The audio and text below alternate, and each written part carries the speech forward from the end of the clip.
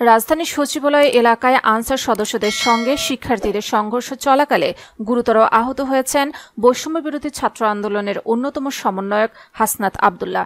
তাকে Dhaka medical college হাসপাতালে নেওয়া হয়েছে।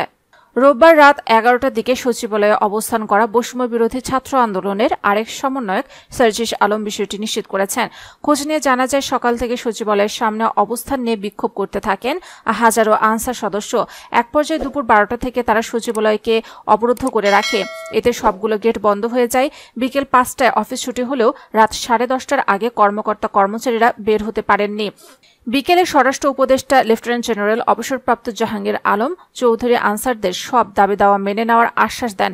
পাশাপাশি তিনি বাহিনীর সদস্যদের রেস্ট প্রথা বাতিলেরও ঘোষণা দেন। সেই সময় আনসারদের আন্দোলনের সমন্বয়ক নাসির কর্মসূচি স্থগিত করেন, কিন্তু আন্দোলনকারীদের একটি দল আজকের মধ্যে তাদের চাকরির জাতীয়করণ ঘোষণা দেওয়ার দাবিতে সচিবালয় ঘিরে রেখে উপদেষ্টা ও কর্মকর্তা-কর্মচারীদের অবরুদ্ধ করে। রাতে অনেক কর্মকর্তা-কর্মচারীকে দেয়াল টপকে সচিবালয় ছাড়তেও দেখা যায়। রাত 9টার আগে ফেসবুক লাইভে বৈষম্যবিরোধী ছাত্র আন্দোলনের সমন্বয়ক হাসনাত শিক্ষার্থীদের সচিবালয়ে আসার আহ্বান জানান। পরে রাত 9টার দিকে ঢাকা বিশ্ববিদ্যালয়ের বিভিন্ন হল থেকে শিক্ষার্থীরা রাজু ভাস্কর্যের সামনে জড়ো হলে সচিবালয় অভিমুখে রওনা হন।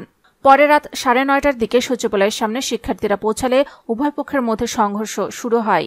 প্রায় আধা ঘণ্টা পর্যন্ত সচিবালয় এলাকায় পাল্টাপাল্টি ধাওয়া চলে। এ সময় বেশ কয়েক রাউন্ড গুলির শব্দ পাওয়া যায়।